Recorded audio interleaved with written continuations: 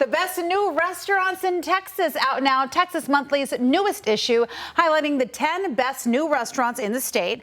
Paula Forbes is the magazine's newest restaurant critic. Kind enough to take some time out with us here on Daybreak Plus today. Paula, thanks for being here. Let's talk about, there's one thing we love around here. It's good food. And this is right down our alley. A lot of restaurants, a lot of new restaurants to pick from. How did you all come up with the criteria to decide who made the list? So I spent all of my first year at Texas Monthly traveling across the state, eating out, trying a lot of different types of restaurants. The things that I was looking for mostly were restaurants that had a point of view, who were trying to say something. You know, we have plenty of steakhouses, we have plenty of pasta restaurants, but these are restaurants that really stepped outside the box and tried something new. I like that. I mean, what a job. I know. Do you need an assistant? Sure. How about a couple of interns? Yes. So what kind of trends, as you were looking around, what did you notice? So this past year, I think that a lot of new restaurants played it pretty safe. Okay. Like they were trying to do sherbets, things that they knew people would want. And that's great. Those restaurants are great. But the restaurants that, again, really stood out to me were the ones who took risks. Yeah. You know, you tried something new, things I hadn't seen. Okay. And there's no real between the style of food, there's really no difference. You look at everything. It's a total process of finding out the best places. And one of these was the Fish Shop in Austin, right here in Austin, one of the best new restaurants in the state. Tell us about Fish Shop and why it was good enough to make this great list. So Fish Shop is a great spot on East 6th Street.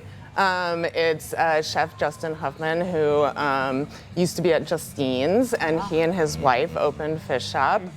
It's a California West Coast style seafood restaurant, but they also feature a lot of Gulf seafood as well. So that's great. It's a good mix. What did you get there in particular where you were like, oh my goodness, this is amazing? Gosh, what did I love? I loved the... What didn't you love? I loved the crab cocktail. Is very good. Oh, interesting. I love the spaghetti with clams. And then they also, a really interesting thing that they're doing is they have their own oysters that are called Little Savages. Oh. And so those are fun. I would be all about a Little Savage. Right? Oh, so they're not grilled, they're just regular raw oysters. They come topped with various things depending on when you go, but they change their menu pretty frequently. I love that. According to the season. Any other standouts where you were like, this was great? And also, what kind of elevates a good restaurant experience into like one that's, amazing? Oh, gosh. I think that it's one of those things you know when you see it. Yeah. You leave a restaurant and you're energized, you're excited, you want to tell all your friends about it. There you go. Yeah. That's honestly, that's the biggest criteria is I want to tell my friends about it. I want to go back immediately. The magazine pays for my meals, but if I'm willing to go back on my own dime. That's a good sign. That's the same for us. We do a little segment on Fridays, and those are the good ones, the ones you want to go back to after the fact. I'm just curious. We like to have in Austin boast our chest out about being a good food town. Dallas, the same. Houston, obviously. Where does Austin rank as far as the state goes in the number of not just new restaurants, but the overall culinary experience? I think I've lived in Austin for 20 years, and I think it's one of the best dining cities in the country, not just in Texas. That said, this past year was not like a super busy year for Austin in terms of restaurant openings. We had quality, not quantity, maybe. Yeah. It was a very big year in Dallas. I spent a lot of time in Dallas. The list has the most restaurants are in Houston. There's 4 restaurants in Houston on the list, so 3 in Dallas. Paula, can you do something about the waiting list or the waiting line? I mean, come on, man. There's so many places I want to go to, and it's like, I can't get a reservation. And then I feel like, man, You got to be her intern from now on. Yeah. And I really want to, and I'll be even do like I'll do like a senior dinner, so like 5 p.m. Yeah. I'll eat at 5 p.m. I It's don't tough. care. That is a significant part of my job, is trying to get into restaurants. I bet it is. Spend a lot of time working on that. Yeah. So this took place over the course of how long? How long did you compile this data? About all of 2020. Wow. Yeah, wow. so I started at Texas Monthly halfway through January last year, and then I hit the ground running. From like beginning to end, how many restaurants did you end up, frequenting?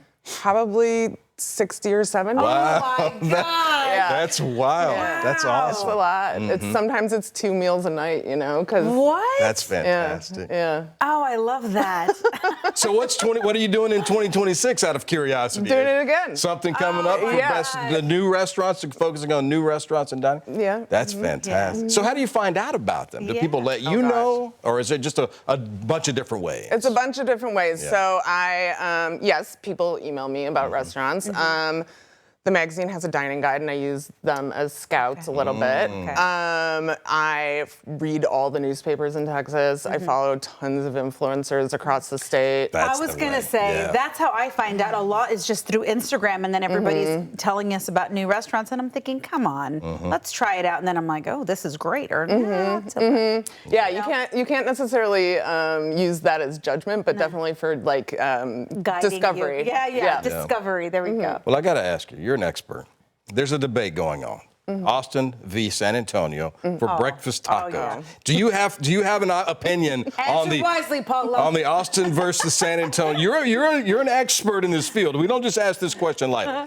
Austin versus San Antonio, which one is better? You're trying to get me in trouble. I know. Well, we've never had a food expert of your caliber on our show, so I had to throw that out there. So I do have to say that my colleague Jose Relat is our taco expert. Okay. I think there are good breakfast tacos in both places. Okay. Generally speaking, I do kind of prefer the Tex-Mex in San Antonio. That's fair. That's fair. I live there too. Great people. Yeah. No, yeah, great. And Great also, people. I like a good breakfast taco where it's like the size of your face. You know what I mean? Like it's huge. Yeah, I agree. Yeah, I agree. We haven't said what the number one new restaurant was. Is that something you're going to divulge, or do people need to go buy the magazine? Sure.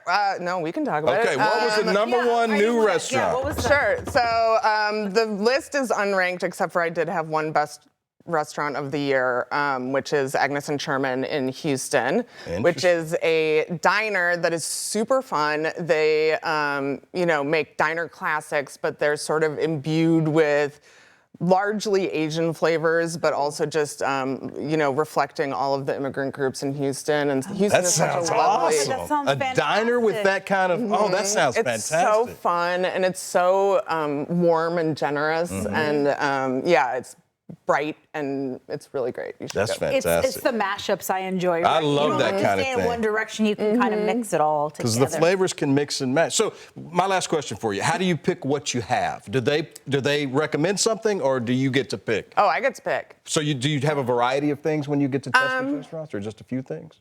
I do a lot of research before I go. Gotcha. Okay. So if a place is famous for something, but then a lot of it is just going with your gut. So Agnes and Sherman, for example, they have this amazing sandwich that's based on a French dip, which is like, Was it like an au jus? Oh, but so that's it's like shaved beef and a French dip sandwich. You dip the sandwich into a broth, but theirs is based on a Taiwanese soup.